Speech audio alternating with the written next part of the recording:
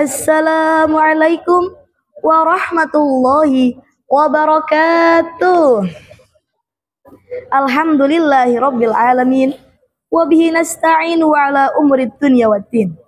Wassalatu wassalamu ala sayyidina Muhammadin wa ala alihi wa sahbihi ajma'in. Amma ba'du. Faya ayyuhal hadiruna rahimakumullah. Uswikum wa iyyaya binafsi al-muqassirati bitaqwallah faqad fazal muttaqun.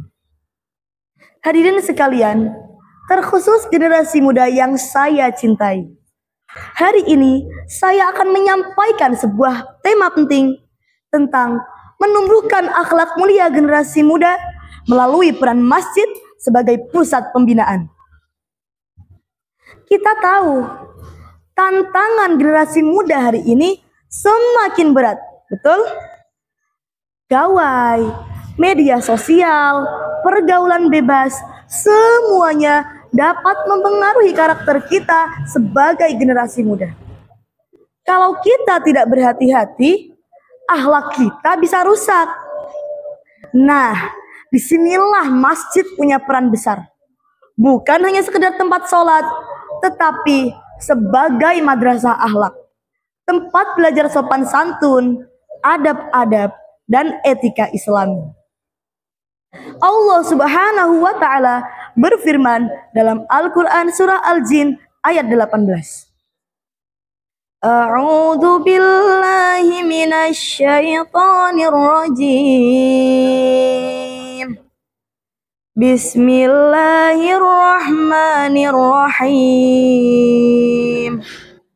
Wa annal masajida lillahi fala tad'u ma'allahi ahada.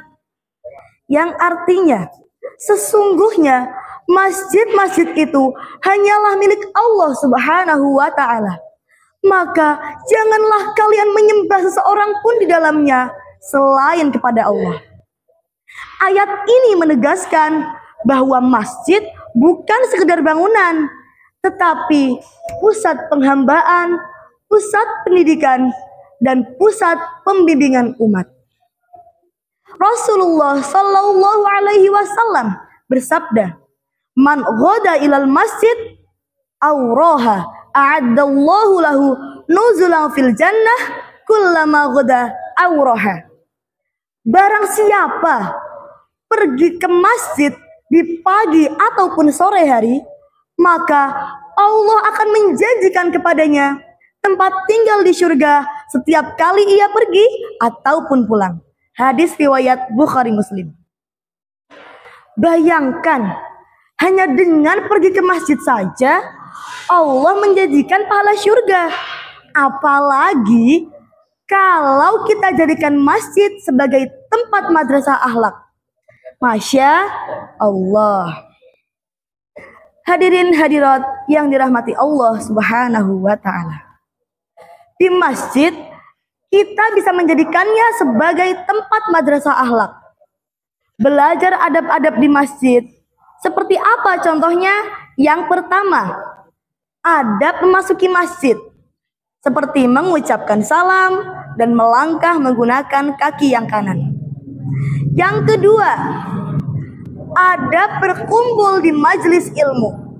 Seperti mendengarkan dengan sopan, tidak berbicara sembarangan, dan tidak menggunakan suara yang lantang. Yang ketiga, adab kepada sesama muslim. Seperti belajar tersenyum, salam, dan ukhuwah. Kita sebagai generasi muda harus menciptakan sebuah inner beauty di dalam diri kita. Ada yang tahu apa itu inner beauty? Inner beauty itu suatu kecantikan alami yang digambarkan melalui perilaku kita yang beradab dan beretika. Kalau generasi muda zaman sekarang mampu menerapkan akhlak-akhlak di masjid, maka sopan santun, adab terhadap orang tua, dan etika-etika Islami akan melekat pada diri mereka. Masjid juga harus hidup dengan kegiatan-kegiatan sosial Seperti apa contohnya?